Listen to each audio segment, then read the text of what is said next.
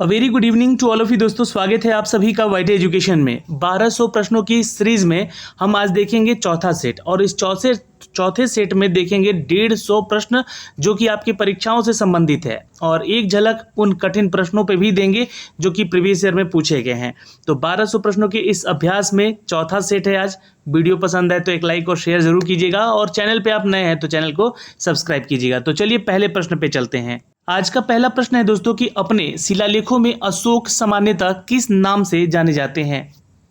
तो आप लोगों ने उत्तर दिया है यहाँ पे, अगर बी प्रियदर्शी, तो आपका उत्तर बिल्कुल सही है। अशोक जो है केवल लघु शिलालेखों का उल्लेख मिला है अशोक के नाम से, लेकिन प्रियदर्शी उन्होंने अपना नाम खुद रखा है। और अशोक जो है पहला भारतीय था, राजा था ऐसा, जिसने कि अपने अभिलेखों के सहारे सीधे अपनी प्रजा को संबोधित किया था। तो बी उत्तर हमारा सही होगा। अगले सवाल पर चलते हैं। इनमें से कौन गुप्त काल में औषधि के क्षेत्र में अपने कार्य के लिए जाने जाते हैं। देखिए, गुप्त काल की जब भी बात होगी तो प्रसिद्ध औषधि के विद्वान धन्वंतरी थे, और विकल्प में जो नाम आपको दिए गए हैं इनमें से वो नहीं है, इनमें से कोई नहीं होगा। उत्तर यहाँ पे आप लोग सही कर लीजिएगा। इनका काल जो है दोस्तों 600 ईसा पूर्व से माना जाता है। तो ये आप याद रखिएगा, कभी एग्जाम में अगर आगे पूछेगा तो जरूर, क्योंकि देखिए नहीं देकर आपको डिस्टर्ब कर देगा। तो पहला सवाल आपको यहाँ मिल चुका है उन 20 प्रश्नों में, जो कि कठिन प्रश्न है। तो ऐसे प्रश्न एक है ये, ऐसे ही और भी प्रश्न है जिन प्रश्नों का आप उत्तर यहाँ पे गलत करके आ सकते हैं। तो सवाल नंबर 3, निम्नलिखित में से प्राचीन भारत का कौन सा लिपि दाहिने से बाएं की ओर लिखी जाती है। खरोष्टी, याद रखेंगे, खरोष्टी जो है लिपि प्राचीन भारतीय लिपि है दोस्तों, जो कि दाएं से बाएं की ओर लिखी जाती थी, और यह लिपि भारत के पश्चिमोत्तर यानी कि गांधार के क्षेत्रों में सबसे ज्यादा प्रचलित थी। सवाल नंबर 4, निम्नलिखित में से कौन सा बंदरगाह गुप्त काल में उत्तर भारतीय व्यापार के लिए उपयोग में किया जाता था। बंदरगाह का नाम है, याद रखिएगा दोस्तों, ताम्रलिपि। तो अगर आप उत्तर बी किए थे तो उत्तर बिल्कुल आपका सही है, यहाँ पे नोट कर लेंगे। सवाल नंबर 5, मुगल चित्रकला किसके नेतृत्व में अपने शीर्ष बिंदु पर थी। तो जहांगीर, जी हाँ, जहांगीर जो था मुगल शासक का एक ऐसा शासक था जिसने कि चित्रकला को स्वर्णयुगीन बताया और स्वर्णयुगीन बनाया भी था। जहांगीर ने आगरा में एक चित्रशाला भी स्थापना की थी, याद रखिएगा, इंपॉर्टेंट है क्वेश्चन। जी हाँ, A is the correct answer, note कर लेंगे। सवाल नंबर 6 दोस्तों, मध्यकालीन भारत में मनसबदारी व्यवस्था क्यों लागू की गई थी। क्योंकि सैनिकों की सुगमता के से उसकी भर्ती की जा सके, उसका रिक्रूटमेंट किया जा सके। मनसबदारी व्यवस्था मंगोलों के दशमलव पद्धति पर आधारित थी। ठीक है, याद रखेंगे। आंसर यहाँ पे हम बी कर लेंगे, इज द करेक्ट आंसर। सवाल नंबर 7, अष्टप्रधान का गठन किसने किया था। तो आंसर कर लीजिएगा दोस्तों, इट्स अ डी, शिवाजी ने किया था अष्टप्रधान, जिसमें कि पेशवा, अमात्य, सुमंत, चिटनीस, सेनापति, न्यायाधीश और पंडित राव और वाक्यानिवीस जो थे, ये उनके पद थे उन अष्ट प्रधानों के। जहाँ पेशवा को सर्वोच्च अधिकारी यानी कि प्रधानमंत्री कहा गया है, अमात्य को राजस्व मंत्री, सुमंत को विदेश मंत्री और चिटसिन को राजकीय पत्र व्यवहार, सेनापति यानी कि सेना का प्रधान और न्यायाधीश यानी कि मुख्य न्यायाधीश, पंडित राव यानी कि धार्मिक सलाहकार, और वाक्यानवीस जो है यानी कि गृह मंत्री या गुप्तचर मंत्री कहते थे उनको। तो ये याद रखेंगे, आंसर यहाँ पे डी कर लीजिएगा। क्वेश्चन नंबर 7 पे चलते हैं। अष्टप्रधान का गठन किसने किया था। तो ये आंसर आप लोग को मैं बता चुका हूँ, Shivaji, D is the right answer. 8 पे चलते हैं। दिल्ली के किस सुल्तान ने सबसे ज्यादा नहरों का निर्माण किया था। तो आंसर कर लीजिएगा, फिरोज शाह तुगलक। जी हाँ, ये प्रश्न आपको बता दें कि मैंने करवाया हुआ है, और ये 1351 से लेकर 1388 में शासनकाल में सर्वाधिक नहरों का निर्माण करवाया गया है। दिल्ली सल्तनत में तुगलक वंश के शासक थे फिरोज शाह तुगलक। आंसर ए कर लीजिएगा। नेक्स्ट सवाल यहाँ पे है, बंगाल की खाड़ी में समुद्री डकैती हेतु हुगली का उपयोग कौन करता था। आंसर कीजिएगा यहाँ पे जल्दी से। देखिए, हुगली नदी के बारे में अगर आप लोग यहाँ पे है ना सुने भी होंगे, पढ़े भी होंगे, और ये पश्चिम बंगाल की तरफ ये जाता है, और गंगा यहाँ पे आके मिलती भी है हुगली में। तो 16वीं से 17वीं शताब्दी में अगर हम बात करें पुर्तगालियों का, ठीक है, तो ये पुर्तगाली आए थे यहाँ पे बंगाल की खाड़ी में समुद्री डकैती के लिए हुगली नदी का ये प्रयोग किए थे। बाद में मुगलों ने पुर्तगालियों के लूटपाट पर नियंत्रण भी लगाया था। तो सी हमारा उत्तर यहाँ पे सही होगा। सवाल नंबर 10 पे चलते हैं। व्यक्तिगत सत्याग्रह आंदोलन के प्रथम सत्याग्रही कौन थे। तो आंसर कीजिएगा Vinoba Bhave, C is the correct answer, note कर लीजिएगा। और द्वितीय विश्व युद्ध भाग लेने वाले की घोषणा भी की गई थी इसी समय महात्मा गांधी के द्वारा 1940 में। ठीक है, सवाल नंबर चलते हैं दोस्तों 11 पे। लंदन में इंडिया हाउस के संस्थापक कौन थे? श्यामजी कृष्ण वर्मा, याद रखेंगे, A is the correct answer, note कर लीजिएगा यहाँ से। लंदन में इंडिया हाउस की स्थापना श्यामजी कृष्ण वर्मा ने किया था। कब किया था? तो 1905 में किया था, ये याद रखेंगे। इसे ब्रिटेन में भारतीय छात्रों के बीच में राष्ट्रवाद को बढ़ावा देने के लिए खोला गया था। सवाल नंबर चलते हैं 12 पे। देशेर कथा पुस्तक किसने लिखी थी? तो ये आंसर कर लीजिएगा दोस्तों, इट्स ए सखाराम गणेश देवस्कर ने लिखा था। A is the correct answer. सवाल नंबर 13 पे चलते हैं। भारतीय राष्ट्रीय कांग्रेस के संस्थापक कौन थे? भारतीय राष्ट्रीय कांग्रेस के संस्थापक कौन थे? तो ये याद रखिएगा, जी हाँ, B.A.O. ह्यूम थे, B.A.O. ह्यूम थे, नोट कर लीजिएगा। कब किया गया था? 28 दिसंबर, जी हाँ, 1885, याद रखेंगे दोस्तों। ठीक है, बम्बई में। नेक्स्ट, स्वराज मेरा जन्मसिद्ध अधिकार है, मैं इसे लेकर रहूँगा, ये कथन किसका था? तो ये कथन भी मैं आपको बता चुका हूँ और ये प्रश्न आया हुआ है दोस्तों, याद रखेंगे, सी बाल गंगाधर तिलक का था, याद रखेंगे। उन्होंने मराठी भाषा में केसरी और अंग्रेजी भाषा में द मराठा समाचार पत्र भी शुरू किया था। नेक्स्ट क्वेश्चन है 15। रविंद्रनाथ टैगोर ने अपनी नाइटहुड उपाधि किस कारण त्याग दी थी? तो जलियांवाला बाग हत्याकांड हुआ था 1915 में, याद रखिएगा। रविंद्रनाथ टैगोर ने अपने नाइटहुड उपाधि, सर की उपाधि होती थी ये, है ना, जो कि 13 अप्रैल 1919 को जलियांवाला बाग हत्याकांड हुआ था, उसके चलते इसके विरोध में ये लौटा दिया था। तो आंसर कर लीजिएगा सी, जलियांवाला बाग हत्याकांड। सवाल नंबर 16। भारत सेवक समाज के संस्थापक स्थापना किसने की थी? बिल्कुल याद रखेंगे दोस्तों यहाँ पे, जी हाँ, it's Gopal Krishna Gokhale, C is the correct answer, note कर लेंगे। सवाल नंबर 17। काकोरी डकैती, है ना, ये ट्रेन डकैती थी, ये किन क्रांतिकारियों को फांसी की सजा दी गई थी इसके चलते?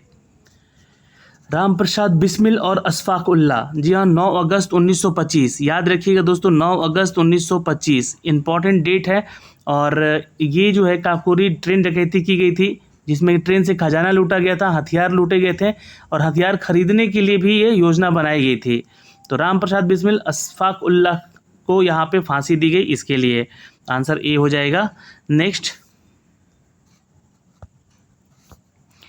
दोस्तों क्वेश्चन है, इंडिया फॉर इंडियंस किताब किसने लिखी है? आंसर करेंगे दोस्तों, C.R. दास ने लिखी है, A is the correct answer. सवाल नंबर 19। सत्यशोधक समाज की स्थापना किसने की?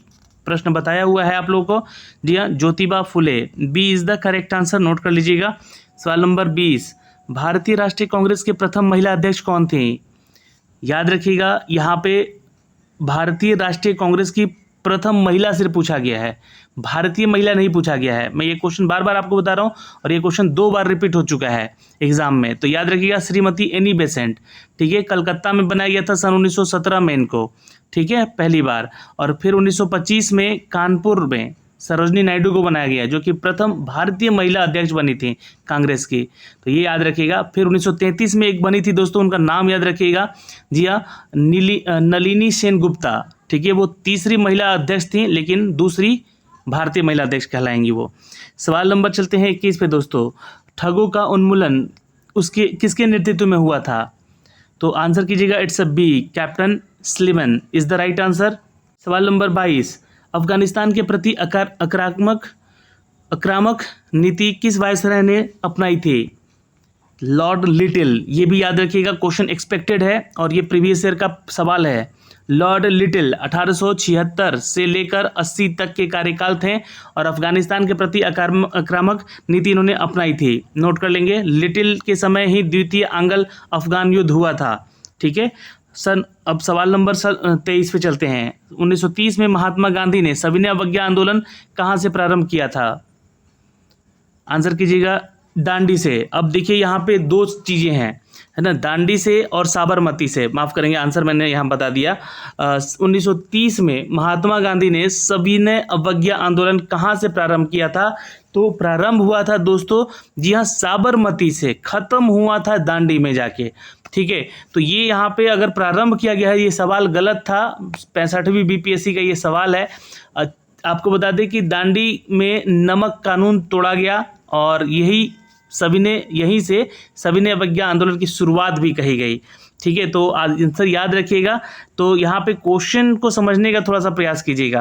क्वेश्चन पूछा गया है कि सन 1930 में महात्मा गांधी ने सविनय अवज्ञा आंदोलन कहाँ से प्रारंभ किया?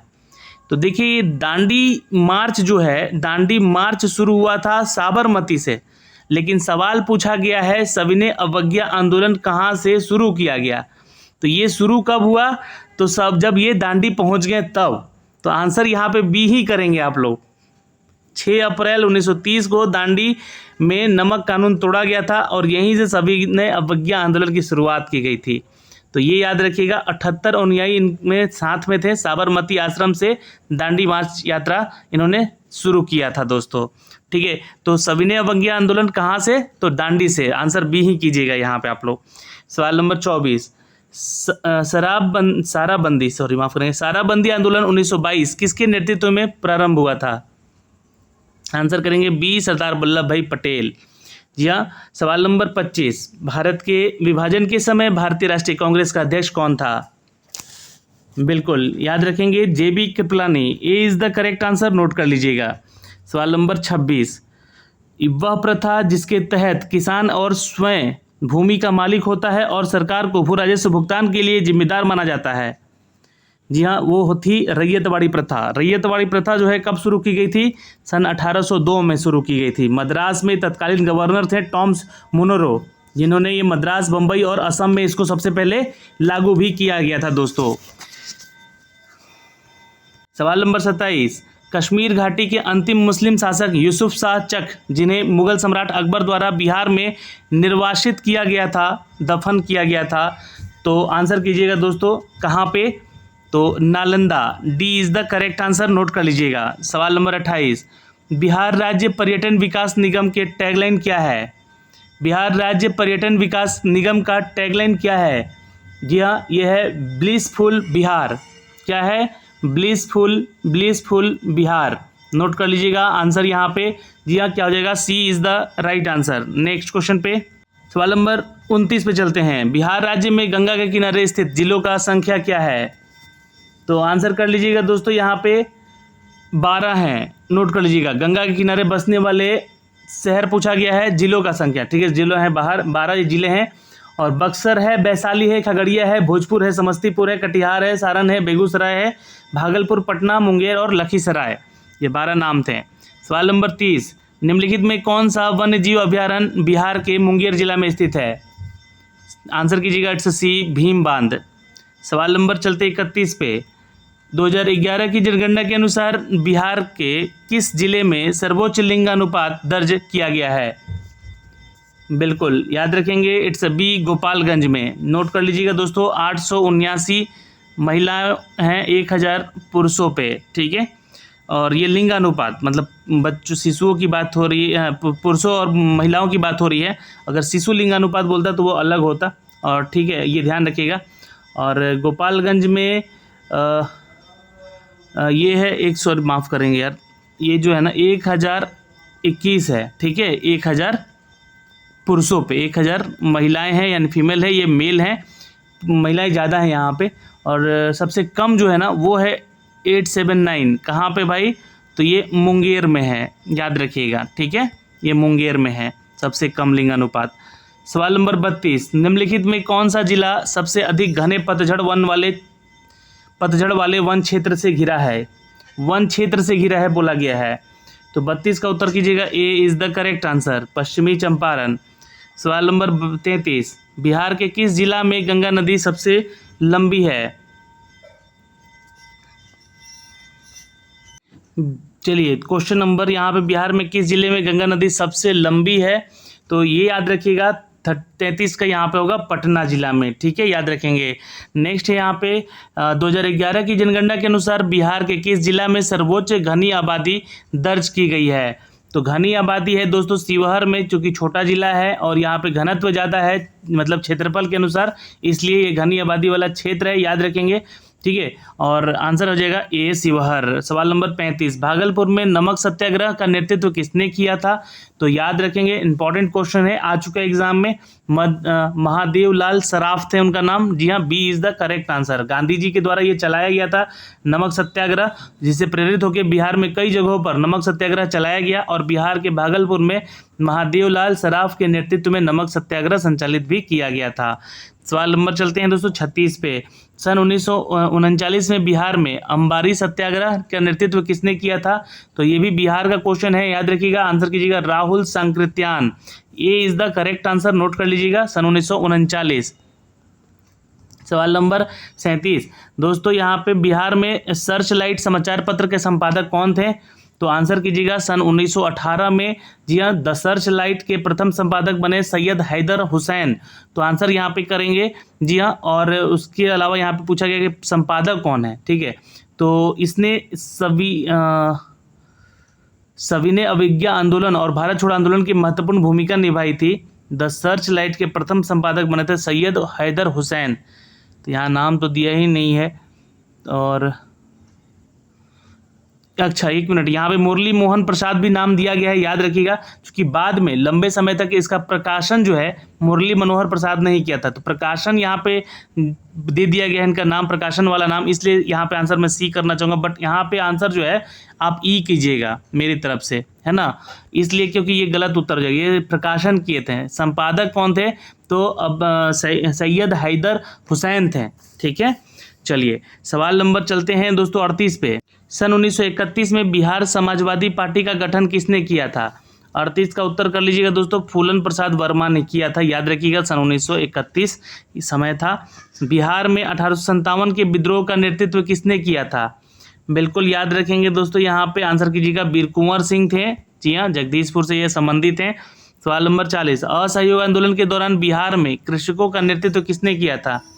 आंसर कीजिएगा, A is the correct answer, Swami Vidyanand is the right answer.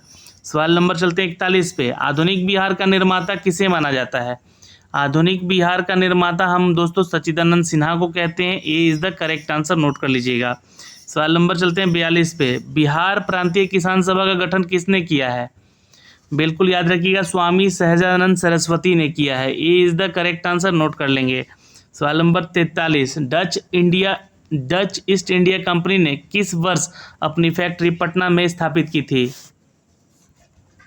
बिल्कुल याद रखेंगे दोस्तों, यहाँ पे बी कर लीजिएगा उत्तर, 1632 में। जी हाँ, डच ईस्ट इंडिया कंपनी ने पहली बार पटना में अपनी फैक्ट्री स्थापित की थी। सवाल नंबर चलते हैं 44 पे। बिहार में स्वराज दल का गठन किसने किया है? आंसर कर लीजिएगा दोस्तों, ए श्री कृष्णा सिंह ने किया है। ए श्री कृष्णा सिंह ने किया है। सवाल नंबर 45, निम्नलिखित में से कौन सा जिला धारवाड़ भू स्तरीय रचना वाला नहीं है? तो आंसर कर लीजिएगा दोस्तों, बी नहीं है, रोहतास, ठीक है, याद रखिएगा। ये दक्षिणी पूर्वी भाग में मुंगेर, जमुई और नवादा जो है ये धारवाड़ चट्टान से विस्तारित है, जबकि जो हमारा दक्षिण का क्षेत्र है, दक्षिण पश्चिम का क्षेत्र है, ये रोहतास, इसमें विंध्य चट्टानें यहाँ पाई जाती हैं, ठीक है, याद रखिएगा। सवाल नंबर चलते हैं दोस्तों यहाँ पे 46 पे। नीति आयोग के स्वास्थ्य सूचकांक 2019 के अनुसार बिहार राज्य का स्कोर, तो याद रखेंगे दोस्तों, ये है 32.11, यानी कि C is the correct answer, note कर लीजिएगा। आंसर यहाँ पे सी हो जाएगा। जनगणना 2011 के अनुसार बिहार में बाल लिंग अनुपात क्या था? बिल्कुल याद रखेंगे दोस्तों, 935। A is the correct answer, note कर लीजिएगा यहाँ पे। सवाल नंबर चलते हैं 48 पे। 2017-18 के दौरान बिहार में तृतीय क्षेत्र की विकास दर क्या थी? तो ये याद रखिएगा 14.6 थी दोस्तों प्रतिशत। B is the correct answer, note कर लेंगे। सवाल नंबर चलते हैं दोस्तों 49 पे। वर्ष 2017-18 में मौजूदा कीमतों पर बिहार राज्य का सकल राज्य घरेलू उत्पाद GSDP, ठीक है, याद रखिएगा दोस्तों, यहाँ पे कितना करोड़ रुपए था? तो ये क्वेश्चन आया हुआ है और आंसर कर लीजिएगा दोस्तों, ए यानी कि 4,87,628 करोड़ रुपया था, याद रखेंगे 2017-18 में, ठीक है, बिहार राज्य का सकल राज्य घरेलू उत्पाद है। सवाल नंबर चलते हैं 50 पे। पटना उच्च न्यायालय के मुख्य न्यायाधीश कौन थे जिन्होंने जुलाई 2019 में बिहार के राज्यपाल के रूप में श्री फागू चौहान के पद को स्थापना यहाँ पे दिलाई थी। सवाल नंबर 50 पे चलते हैं दोस्तों। पटना उच्च न्यायालय के मुख्य न्यायाधीश कौन थे जिन्होंने जुलाई 2019 में बिहार के राज्यपाल के रूप में श्री फागू चौहान को शपथ दिलाई थी? तो 50 का उत्तर यहाँ पे आप कर लीजिएगा बी, AP शाही थे वो। जी हाँ, माननीय AP Shahi, B is the correct answer, note कर लेंगे। नेक्स्ट दोस्तों सवाल है बिहार दिवस का क्या महत्व है जो हर साल 22 मार्च को मनाया जाता है? तो आंसर कीजिएगा दोस्तों सी, यानी कि 1912 में बिहार के बंगाल प्रेसिडेंसी से अलग होने को याद करने के लिए यहाँ पे जाना जाता है। 22 मार्च को हर साल बिहार दिवस भी मनाया जाता है और 22 मार्च को विश्व जल दिवस भी मनाया जाता है। तो बिहार दिवस और जल दिवस याद रखिएगा सिर्फ आप। सवाल नंबर 52, निम्नलिखित में से किस राज्य को केंद्र सरकार के द्वारा विशेष श्रेणी दर्जा SCS कभी प्रदान नहीं किया गया है? तो आंसर कीजिएगा दोस्तों ए, बिहार को कभी भी SCS प्रदान नहीं किया गया। नेशनल डेवलपमेंट काउंसिल द्वारा पहाड़, दुर्गम क्षेत्र, कम जनसंख्या, आदिवासी क्षेत्र, अंतर्राष्ट्रीय सीमा क्षेत्र या प्रति व्यक्ति आय या कम राजस्व वाला क्षेत्र बिहार को विशेष दर्जा नहीं दिया गया अभी तक। ठीक है, विशेष दर्जा नहीं दिया गया है। सवाल नंबर 53, सरकार के संसदीय व्यवस्था के विषय में निम्नलिखित में से कौन सा व्यक्ति सही है? एक्चुअली माफ करेंगे, वक्तव्य सही है, यानी कि बातें यहाँ पे सही बताई गई हैं। तो संसदीय प्रणाली लोकतांत्रिक शासन का वह प्रणाली है जिसमें कि कार्यपालिका अपने लोकतांत्रिक वैधता और विधायिका से प्राप्त की जाती है एवं कार्यपालिका विधायिका के प्रति उत्तरदायी होता है। तो ये जवाबदेही होता है, एक तो पता है, और ये जो है कार्यपालिका दोनों स्वतंत्र होते हैं, ये भी ध्यान रखिएगा। तो एक से ज़्यादा उत्तर यहाँ हो गए, तो इसलिए हमारा उत्तर ई हो जाएगा, यहाँ पे आप लिख सकते हैं। सवाल नंबर चलते हैं दोस्तों यहाँ पे 54 पे। नेक्स्ट क्वेश्चन है, निम्नलिखित में से किसका निर्माण पंचायती राज व्यवस्था के तहत हुआ था? तो आंसर कर सकते हैं, ये बताया गया सवाल आप लोगों को, ग्राम पंचायत 2 अक्टूबर 1959, 2 अक्टूबर 1959 याद रखेंगे दोस्तों। सवाल नंबर चलते हैं दोस्तों 55 पे। निम्नलिखित में से कौन भूमि रिकॉर्ड अधिकारी है? भूमि रिकॉर्ड अधिकारी है दोस्तों पटवारी, A is the correct answer, note कर लीजिएगा। सवाल नंबर 56, निम्नलिखित विशेषताओं में से केंद्रीय शासन व्यवस्था के लिए कौन सा सही नहीं है? तो 56 का उत्तर करेंगे दोस्तों बड़े देशों के आदर्श होना, है ना, बड़े देशों के लिए आदर्श होना, आंसर सी कर सकते हैं यहाँ पे, इज द करेक्ट आंसर। सवाल नंबर चलते हैं दोस्तों 57 पे। आम आदमी पार्टी, जी हाँ, एक राज्य पार्टी है, क्षेत्रीय पार्टी है या फिर केंद्रीय पार्टी है या पंजीकृत पार्टी है? तो याद रखिएगा एक राज्य की पार्टी है। ठीक है, अभी देखिए ये इसकी सरकार जो है दिल्ली में है और एक पंजाब में है। अभी भी ये अपने जो क्राइटेरिया है यहाँ पे राष्ट्रीय पार्टी होने का फुलफिल नहीं की है, तो यहाँ से ध्यान रखिएगा। जी हाँ, 2 अक्टूबर 2012 को नई दिल्ली में इसकी सरकार बनी थी और यहाँ पे 3%, जैसे पार्टी के राज्य विधानसभा के चुनाव में कुल सीटों का 3% या 3 सीट जो भी है अधिक हो तभी वो यहाँ पे राष्ट्रीय पार्टी होगी। और राज्य के लोकसभा और विधानसभा के लिए चुनाव के दल में कुल वैध मतों का 8% भी यहाँ पे होना चाहिए। तो ये सब क्राइटेरिया है, इसका बहुत सारा क्राइटेरिया है, तो ये ध्यान रखिएगा। अभी ये राजकीय पार्टी है। सवाल नंबर 58, निम्नलिखित में संवैधानिक उपचारों में किसे पोस्टमार्टम भी कहा जाता है? तो आंसर कीजिएगा उत्प्रेषण को। जी हाँ, सी इज द करेक्ट आंसर। ठीक, चलिए नेक्स्ट क्वेश्चन पे चलते हैं। क्वेश्चन नंबर 59, निम्नलिखित भारतीय राज्यों में किसकी राज्य विधानसभा में सदस्यों की संख्या अधिक है? तो आंसर कर लीजिएगा दोस्तों यहाँ पे बी, हिमाचल प्रदेश की है।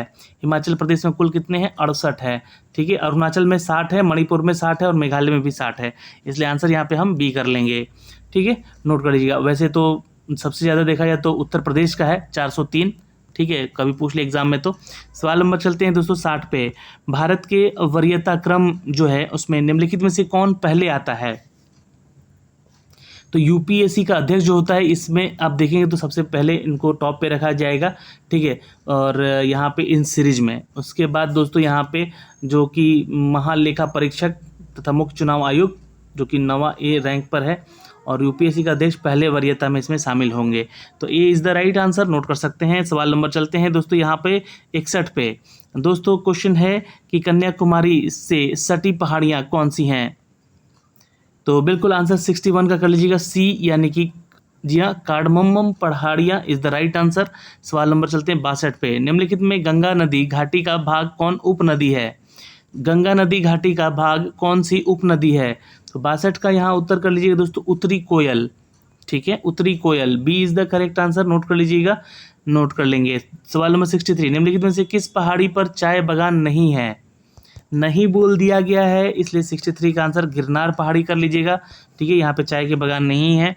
सवाल नंबर 64, भारत में किस राज्य का सर्वाधिक क्षेत्र घने पतझड़ वाले जंगल से घिरा है? तो आंसर कर लीजिएगा दोस्तों, यहाँ पे Madhya Pradesh is the correct answer, note कर लीजिएगा। सवाल नंबर चलते हैं दोस्तों 65 पे, निम्नलिखित में से किस क्षेत्र में प्रवाल भित्ति नहीं पाई जाती है? देखिए नहीं बोल के यहाँ और ऑप्शन जो है आपका ये दे दे अगर, और ऑप्शन ई भी रहे तो ये आपको थोड़ा सा कठिन प्रश्नों में आ जाता है सवाल, तो इसलिए आपको ऐसे प्रश्न देखने को मिलेंगे, करीब करीब 10 से 20 प्रश्न ऐसे देखने को मिलेंगे, ठीक है। तो कैम्बे की खाड़ी जो है आंसर कर लीजिएगा, A is the correct answer, answer यहाँ पे ए हो जाएगा। सवाल नंबर 66, 2011 की जनगणना के अनुसार निम्नलिखित में से किस धार्मिक समूह में सर्वाधिक साक्षरता दर प्रतिशत दर्ज की गई है? तो 66 का आंसर करिएगा जैन धर्म, D is the correct answer.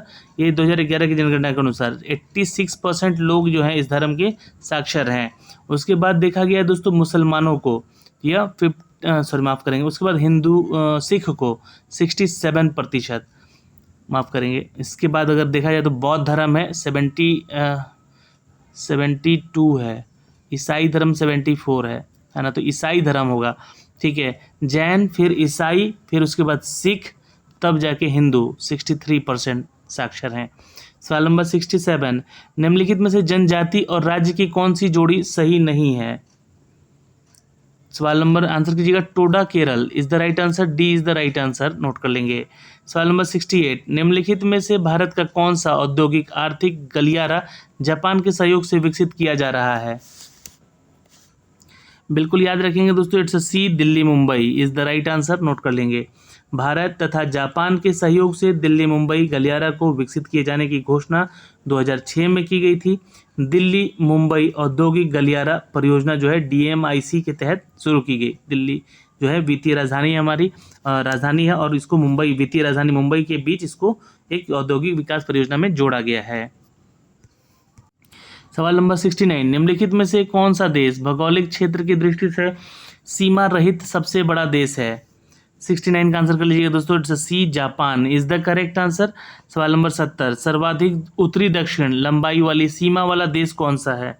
उत्तरी दक्षिण, जी हाँ, अक्षांशीय लंबाई वाला सीमा वाला देश है दोस्तों, याद रखेंगे, it's B, Chile is the right answer, note कर लेंगे। सवाल नंबर चलते हैं 71, निम्नलिखित में से किस देश में सबसे अधिक संख्या में द्वीप है? फटाफट आंसर कीजिए, आप लोग भी फटाफट, यहाँ पे क्यूज आपको कराया जा रहा है ताकि आप सभी के आंसर दे सकें, एक भी क्वेश्चन छोड़िएगा मत, ठीक है। तो तेजी से चलेंगे तभी आप सभी के आंसर देख पाएंगे। तो आंसर यहाँ पे बी कर लीजिएगा, निम्नलिखित में से किस देश में अधिक संख्या में द्वीप है?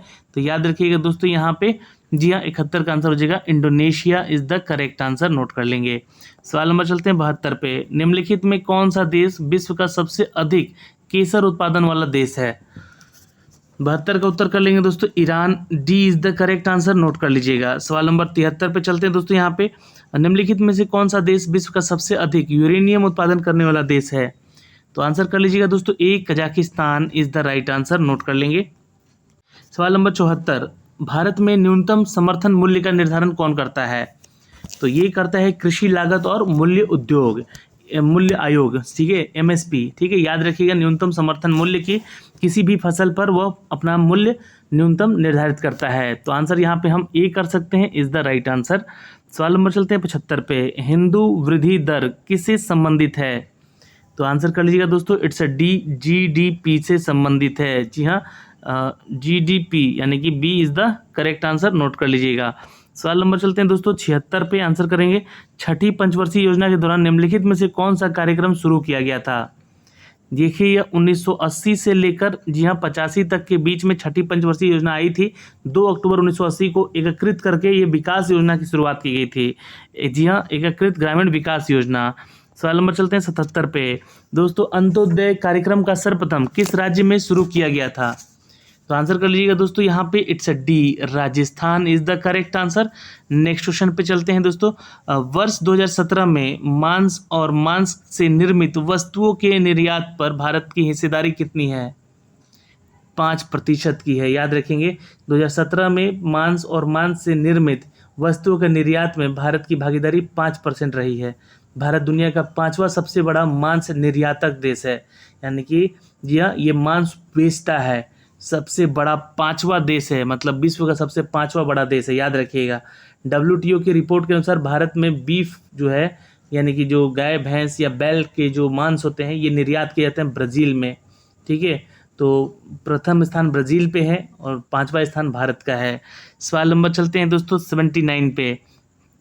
वित्तीय वर्ष 2018-19 में कुल विदेशी मुद्रा प्ररक्षित भंडार में है, तो 79 का उत्तर कर लीजिएगा दोस्तों। देश में विदेशी मुद्रा भंडारण 2018-19 के अनुसार, आर्थिक सर्वेक्षण के अनुसार 400 अरब डॉलर से अधिक है, ठीक है, 400 अरब डॉलर से अधिक है, जिनमें से उत्तर यहाँ पे कोई नहीं है, इसलिए आंसर ई हो जाएगा, इज द राइट आंसर। सवाल नंबर चलते हैं 80 पे। निम्नलिखित में से कौन प्रत्यक्ष वित्त का स्रोत नहीं है? 80 का उत्तर करेंगे दोस्तों, A NABARD is the correct answer, A NABARD is the correct answer, note कर लीजिएगा। सवाल नंबर चलते हैं 81 पे। EPCG का पूर्ण रूप क्या है? EPCG का पूर्ण रूप क्या है? यह export promotion capital goods, C is the correct answer, note कर लीजिएगा यहाँ पे। नेक्स्ट क्वेश्चन पे चलते हैं दोस्तों 82 पे। प्रधानमंत्री श्रम योगी मानधन योजना के प्रत्येक ग्राहक को 60 वर्ष की आयु प्राप्त करने के बाद न्यूनतम अनुमानित पेंशन प्रति माह कितनी देनी होगी? 3000 रुपये, याद रखिएगा, 3500 मत कर दीजिएगा, सी उत्तर हो जाएगा यहाँ पे। सवाल नंबर 83 दोस्तों, समुदाय विकास कार्यक्रम का उद्देश्य क्या है? 83 का आंसर कर लीजिएगा ई, यहाँ पे इनमें से एक से अधिक है। भारत में समुदाय विकास कार्यक्रम की शुरुआत 1952 में की गई और इसका उद्देश्य है ग्रामीण जीवन स्तर को सुधारना, शैक्षणिक सुविधाओं को सुलभ बनाना और जीवन स्तर को बेहतर बनाना और योजनाओं में बनाने के लिए गाँव को सहायता करना। तो ई उत्तर हो जाएगा, एक से अधिक उत्तर है। सवाल नंबर चलते हैं दोस्तों 84 पे। देखिए, बहुत ही आसान सवाल फिजिक्स में पूछा गया है, दाब का मात्रक क्या है? तो आंसर कर लीजिएगा दोस्तों, इनमें से एक से अधिक है। यह किसी भी सतह के एकांक क्षेत्रफल पर लगने वाले बल को दाब कहते हैं। दाब बराबर फल बटे क्षेत्रफल होता है, ठीक है। अतः इसका मात्रक न्यूटन पर मीटर स्क्वायर होगा। एसआई मात्रक को हम लोग पास्कल भी कहते हैं, याद रखेंगे, न्यूटन पर मीटर स्क्वायर, न्यूटन पर मीटर स्क्वायर, तो इनमें से कोई नहीं। सवाल नंबर चलते हैं दोस्तों यहाँ पे 85 पे। सूर्य का प्रकाश पृथ्वी पर पहुंचता है, तो आंसर कर लीजिएगा दोस्तों। जी हाँ, सूर्य का प्रकाश जो है पृथ्वी पर कितने समय तक यहाँ पहुंचता है? 8 मिनट 20 सेकेंड, तो ये 8 मिनट से लिखा गया है, तो इनमें से कोई नहीं हो जाएगा। सवाल नंबर चलते हैं 86 पे। निम्नलिखित में से कौन सी अदिश राशि है? तो दाब है, अदिश राशि इज द राइट आंसर। जी हाँ दोस्तों, याद रखेंगे, स्केलर क्वांटिटी, ये इसको अदिश राशि कहते हैं, जिसमें कि व्यक्त करने के लिए केवल परिमाण है, यानी कि मैग्नीट्यूड होता है, ठीक है। इसको हम लोग स्केलर क्वांटिटीज कहते हैं, ठीक है। तो यहाँ पे दाब है, B is the right answer. सवाल नंबर 87, निम्नलिखित में से किस राशि का मात्रक नहीं है? नहीं बोला गया है, इसलिए यहाँ पे हम लोग कहेंगे एक्सक्लेरेशन नहीं, स्ट्रेन कहते हैं विकृति को, ठीक है, याद रखेंगे। लंबाई में बदलाव बटे मूल लंबाई है ना, डेल्टा एल बटे एल कहते हैं इसको, तो ये विकृति होता है, सी इज द राइट आंसर। सवाल नंबर चलते हैं 88 पे। वायु में ध्वनि तरंग होती है, अनुदैर्घ्य होती है, ये भी आप लोगों को पढ़ाया गया है, B is the right answer. सवाल नंबर 89, 50 डिग्री सेल्सियस का मान फ़ारेनहाइट स्केल में है, बिल्कुल याद रखेंगे दोस्तों, यहाँ पे 122 डिग्री फ़ारेनहाइट होगा, इज द राइट आंसर। सवाल नंबर चलते हैं 90 पे। हर्ट्ज में क्या नापा जाता है? हर्ट्ज में आवृत्ति नापी जाती है, फ्रिक्वेंसी नापी जाती है, A is the correct answer. सवाल नंबर, ये सब तो क्वेश्चन के आंसर देखते ही मारना होगा आपको। विद्युत धारा किस उपकरण से नापी जाती है? विद्युत धारा एमीटर में नापी जाती है, आंसर हो जाएगा B is the correct answer. विद्युत शक्ति की इकाई क्या है? विद्युत शक्ति इकाई है वाट की, जी हाँ दोस्तों, D is the correct answer, note कर लेंगे। सवाल नंबर चलते हैं 93 पे। आधुनिक रसायन शास्त्र का जनक किसे कहा जाता है? बताइए, अगर आप लोग ना पढ़ेंगे, जो स्पीडी साइंस का क्वेश्चन है वो पढ़ के जाइएगा, या एनसीईआरटी साइंस वाला जो क्वेश्चन सब है वो एक एक वन लाइनर पढ़ के जाइएगा, तो एग्जाम आसानी से निकल रहा है आप लोग का, बस पढ़ना है यहाँ पे। C Lavoisier is the right answer, note कर लेंगे। सवाल नंबर, एक तत्व में इलेक्ट्रॉन और न्यूट्रॉन की संख्या 18 और 20 है, तो तत्व का द्रव्यमान निकालिए। जी हाँ, यहाँ पे आंसर कर लीजिएगा 94 का दोस्तों 38 हो जाएगा। न्यूट्रॉन की संख्या प्लस प्रोटॉन की संख्या, तो 20 + 18 38 हो जाएगा, तो आंसर सी हो जाएगा। सवाल नंबर चलते 95 पे, निम्नलिखित में से किसे हंसने वाली गैस कहा जाता है? तो नाइट्रस ऑक्साइड कल भी मैंने आपको बताया था एक सेट में, तो आंसर यहाँ पे हम बी कर लेंगे, इज द करेक्ट आंसर। सवाल नंबर 96, निम्नलिखित में से कौन सा एक तत्व नहीं है? नहीं है वो तत्व, तो गैस जो है इसमें तत्व नहीं होता है, ठीक है। वो तत्व पदार्थ इसमें मूल रूप से या भौतिक रूप या रासायनिक रूप में उसको होना, मौजूद होना जरूरी है।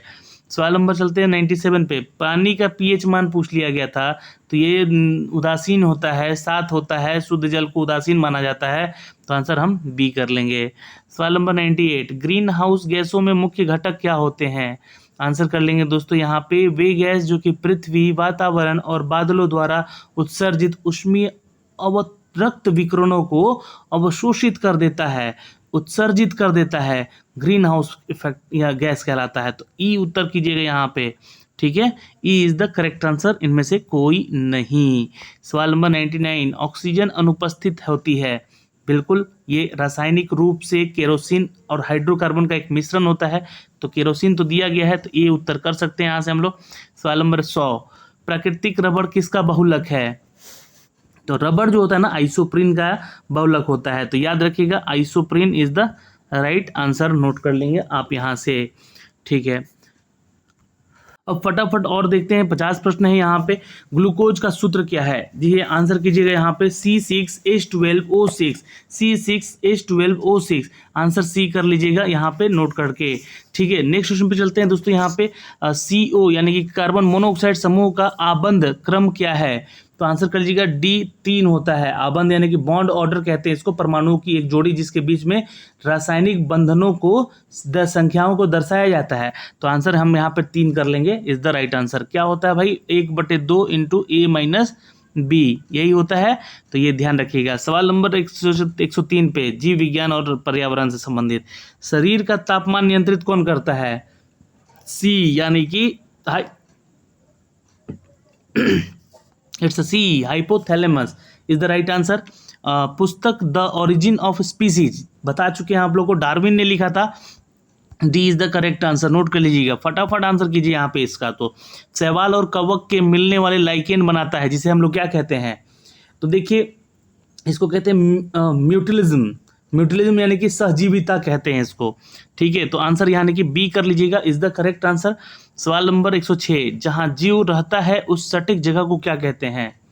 उसको आवास कहते हैं, यानी कि निवास कहते हैं। वह स्थान जहां जीव निवास करते हैं उसको आवास कहते हैं, तो याद रखिएगा, ए इज द राइट आंसर। सवाल नंबर 7, सौर ऊर्जा ATP में बदलती है, तो याद रखेंगे क्लोरोप्लास्ट में, B is the correct answer, यहां से आप लिख सकते हैं। 108, प्रकाश संश्लेषण उत्पाद है, प्रकाश संश्लेषण उत्पाद है ऑक्सीजन का, याद रखिएगा ऑक्सीजन लास्ट में बचता है, जैसे कि CO2 को H2O से तब मिलाएंगे और प्रकाश में रखेंगे, तो यहाँ पे बनेगा C6H12O6, और उसके साथ जल निष्कासित होगा H2O, और 6O2 जो है ये इस प्रकार क्रिया में उत्पाद बनेगा, यानी कि निकलेगा। सवाल नंबर 109, हड्डियों की पढ़ाई विज्ञान किस शाखा के अंतर्गत आता है? 109 आंसर कीजिएगा दोस्तों, osteology, D is the correct answer, note कर लीजिएगा। सवाल नंबर 110, निम्नलिखित में से किसकी कोशिका में कोई एंजाइम नहीं होता है? 110 का आंसर कीजिएगा, वायरस का, ठीक है, यानी कि विषाणु कहते हैं उसको, ठीक है। तो B is the correct answer. मनुष्य के शरीर में किस अंग में लिम्फोसाइट का निर्माण होता है? तो मनुष्य के शरीर में जो लिम्फोसाइट होता है दोस्तों, यानी कि प्लीहा, तिल्ली, स्प्लीन कहते हैं उसको, और अस्थि मज्जा और थाइमस ग्रंथि में होता है। तो अस्थि मज्जा दिया हुआ यहाँ पे, और प्लीहा यानी कि तिल्ली भी दिया हुआ है, तो एक से ज़्यादा उत्तर यही हो गया, तो आप उत्तर ई कर सकते हैं। निम्नलिखित में से किस हार्मोन में आयोडीन मिल जाती है, मिली होती है? बिल्कुल याद रखिएगा दोस्तों, thyroxine, C is the correct answer, इसको थायराइड ग्लैंड भी कहते हैं। सवाल नंबर चलते हैं 113 पे, एड्स किसके कारण होता है? तो बिल्कुल याद रखिएगा, एड्स जो है वायरस के चलते होता है, जिसको हम लोग विषाणु कहते हैं, ठीक है। ह्यूमन इम्यूनो डिफिशियंसी वायरस, इसका पूरा फुल फॉर्म है HIV का, और एड्स का फुल फॉर्म है एक्वायर्ड इम्यूनो डिफिशियंसी सिंड्रोम। सवाल पूछता है एग्जाम में, याद रखेंगे। चलिए कुछ करंट अफेयर पे ध्यान देते हैं। डेमोक्रेटिक राष्ट्रपति पद उम्मीदवार और अमेरिकी कांग्रेस के पहले हिंदू सदस्य कौन है जिन्होंने 2020 के चुनाव के अभियान के खिलाफ भेदभावपूर्ण कार्रवाई के लिए कम से कम $50 मिलियन के लिए गूगल पर मुकदमा कर दिया था? तो आंसर कीजिएगा, उनका नाम है तुलसी। जी हाँ, तुलसी गबार्ड। सवाल नंबर चलते 115 पे। अ गैलरी ऑफ रास्कल पुस्तक के लेखक कौन है? Ruskin Bond. B is the correct answer. फटाफट आंसर कीजिएगा यहाँ पे। खुदरा फर्नीचर एवं विशाल कंपनी आइकिया का भारत में पहला शोरूम 2018 में किस शहर में खोला गया? हैदराबाद में खोला गया। B is the correct answer. सवाल नंबर 117। 2020 में ग्रीष्मकालीन ओलंपिक खेल कहाँ आयोजित किया जाएगा? आंसर कीजिएगा, टोक्यो में। C is the correct answer, note कर लेंगे। सवाल नंबर चलते हैं दोस्तों 118 पे। यूनेस्को ने 2019 में उत्सव को रासायनिक तत्वों की आवर्त सारणी के अंतर्राष्ट्रीय वर्ष के रूप में इसे कितने साल पूरा होने पर जश्न मनाया था? तो आंसर कर लीजिएगा दोस्तों, 150 साल। जी हाँ, B is the right answer. 119। हाल ही में भारत की संसद ने 3 तलाक कानून पारित करके भारत के सर्वोच्च न्यायालय के किस वर्ष के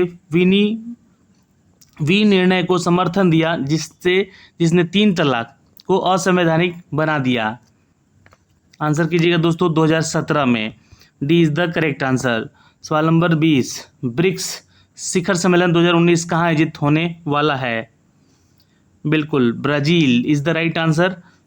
सवाल नंबर 121। मुकुंद पद्मनाभन के बाद समाचार पत्र द हिंदू के संपादक कौन बने?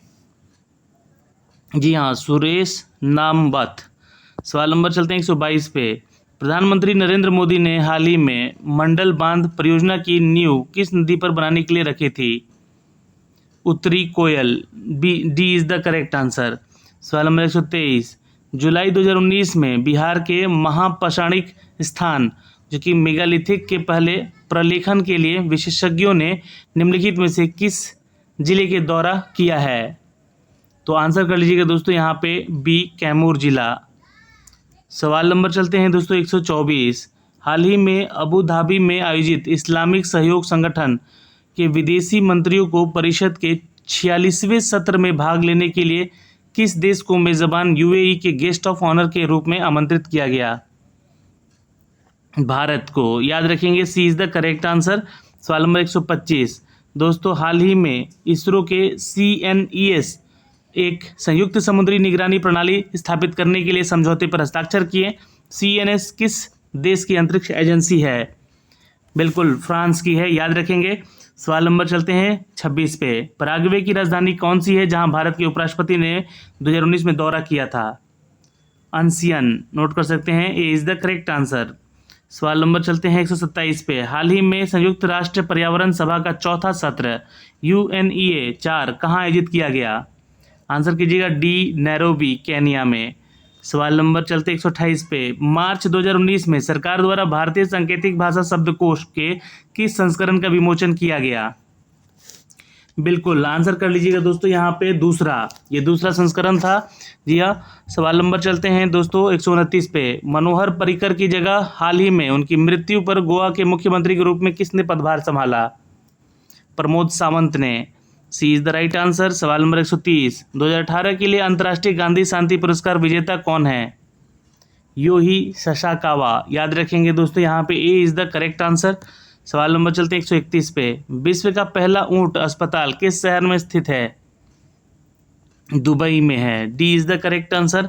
सवाल नंबर चलते हैं दोस्तों 132 पे। UNESCO all England open badminton championship 2019 के पुरुष एकल के विजेता कौन है? बिल्कुल, केंटो मोमोटा, याद रखेंगे। C is the correct answer, note कर लीजिएगा। सवाल नंबर 133। 5 राइनो श्रेणी के राष्ट्र जिन्होंने घोषणा पत्र पर the new Delhi declaration on Asian rhinos 2019 पर हस्ताक्षर किया। भारत, नेपाल, मलेशिया और इंडोनेशिया, और वो कौन सा देश है? तो 133 का आंसर कर लीजिएगा, भूटान था। D is the right answer, note कर लीजिएगा दोस्तों। राइनो का संरक्षण करने और अपराध पर कार्रवाई करने के लिए ये बैठक बुलाई गई थी 2019 में। सवाल नंबर 134। सर डॉन ब्रैडमैन के बाद टेस्ट प्रारूप में 25 शतक बनाने वाला दूसरा सबसे तेज बल्लेबाज कौन है? स्टीव स्मिथ, याद रखेंगे, ये भी ऑस्ट्रेलिया से ही है। सवाल नंबर चलते हैं 35 पे। जुलाई 2019 में अंतरिक्ष यान चंद्रयान 2 को किस भारतीय राज्य से प्रक्षेपित किया गया था? आंध्र प्रदेश से किया गया था, याद रखेंगे यहाँ पे। सवाल नंबर 36। थेरेसा के बाद ब्रिटेन के प्रधानमंत्री बनने के दौड़ में कंजर्वेटिव पार्टी के पहले दौर में मतदान के बाद प्रतियोगिता में अंतिम 7 में से इनमें से कौन शामिल नहीं थे? मार्क हार्पर नहीं शामिल थे इसमें, है ना। D is the correct answer. सवाल नंबर 137। 2019 में गुटनिरपेक्ष आंदोलन नाम समन्वय ब्यूरो की मंत्री स्तरीय बैठक कहाँ हुई थी?